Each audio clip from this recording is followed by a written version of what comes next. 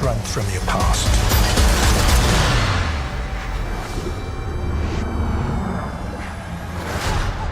Is this what you wanted?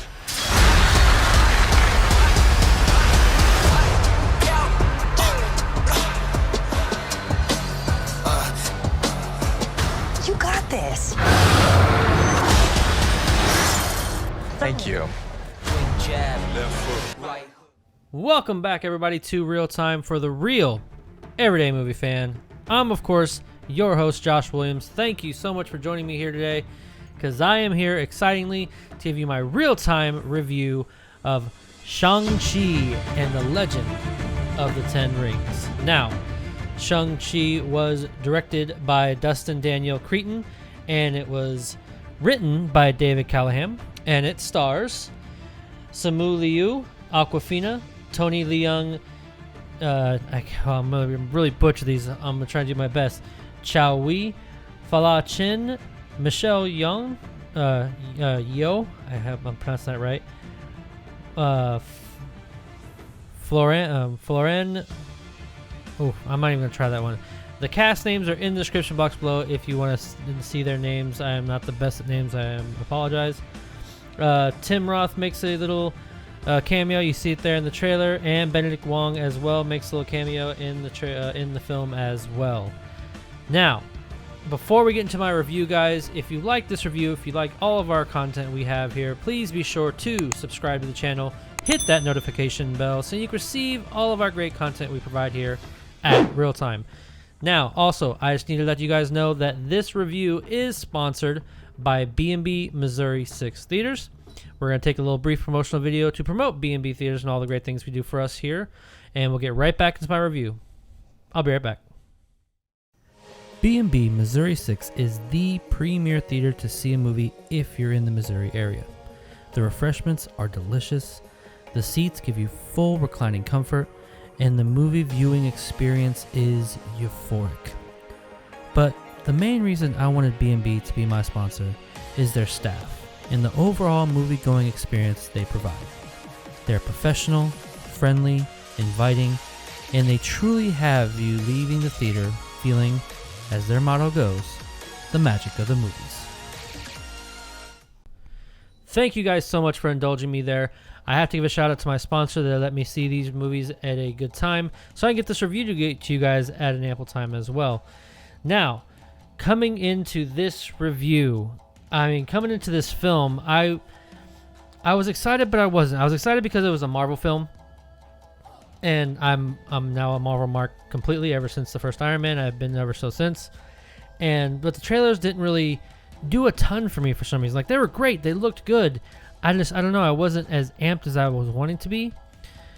But after seeing this film, it, compared to how not as excited I was for it, and going into the movie, I can say now this movie is pretty damn great. Like, this movie is awesome, from the direction, screenwriting, all the way down to the actors, actresses, and the action.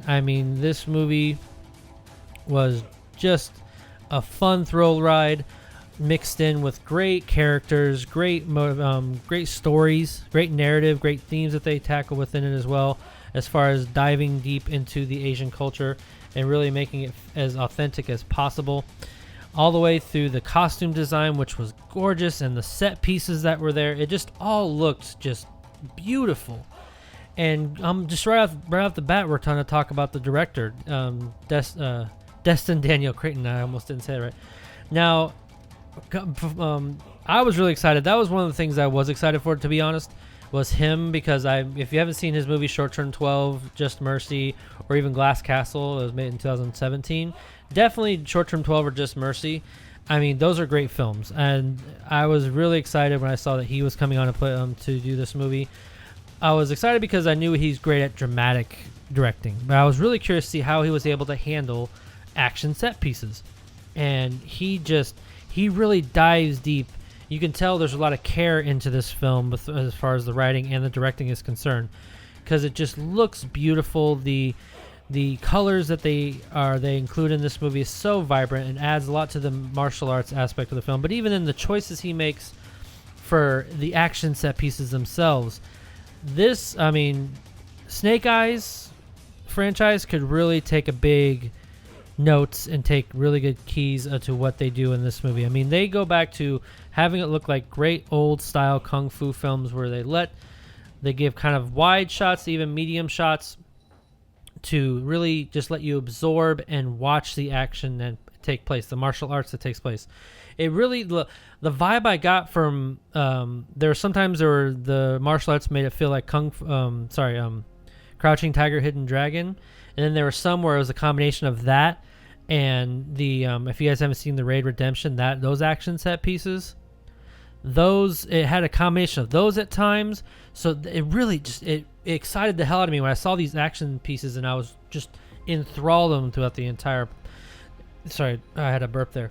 Throughout the entire portions of those action pieces, and it starts off really at a great pace, and even goes throughout the movie. Now there is a lull in the second act a little bit, but I wouldn't say a lull. It's a lull within the action. I actually love I love the second act myself, and it goes at a really great pace, even through the exposition part of the second act, because the second act's mostly a lot of exposition, which I'm fine with, but it's done in a very organic way, and the story is so well told and so well written that it keeps you engaged, even though there's not a lot of action going on.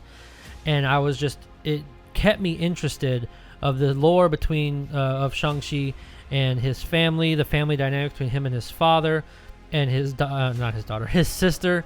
That was the sole part of the movie, and the mother of Shang-Chi and his sister, which the actress's name was Fala Chen, but I think it's Leung. I can't remember how do you pronounce her. I think it was Leoko.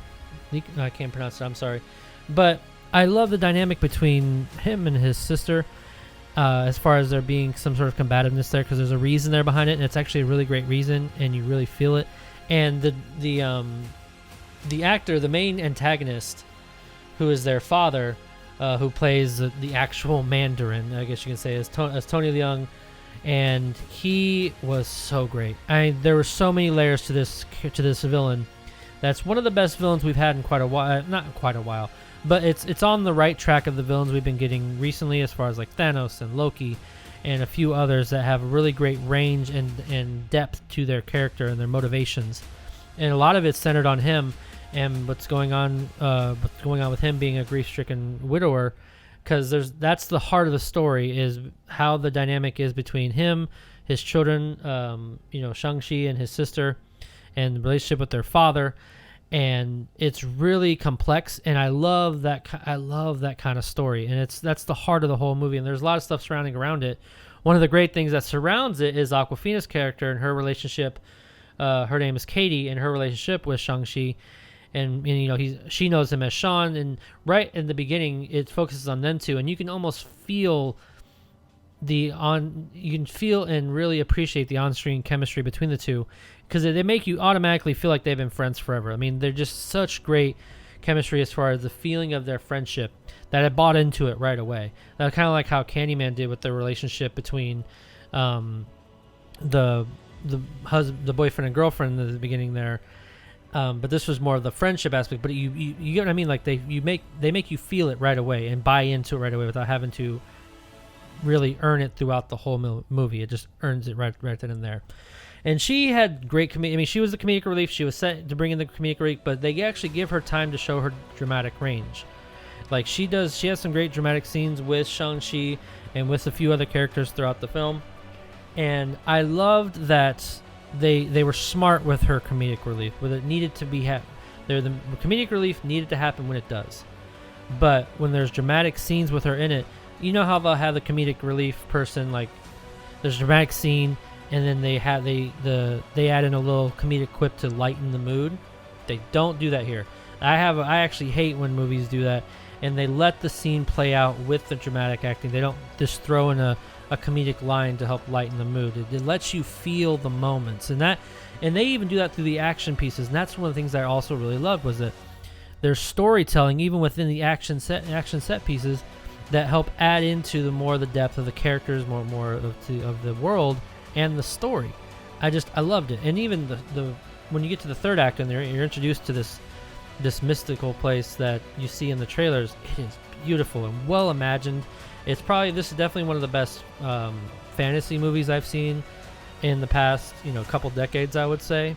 And it was gorgeously done. Now there's some moments where some CG is a little, I wouldn't say iffy, but not as good as some other ones. But it didn't take me out of the movie, like where there's some and you're just like, you look at the CG and you're just, ooh, it's a little tough. It's a little tough to watch. But no, it wasn't nothing like that. But the third act, it definitely had its Marvelisms, which I'm perfectly okay with. Like the first two acts felt very much different and a breath of fresh air within the Marvel Cinematic Universe.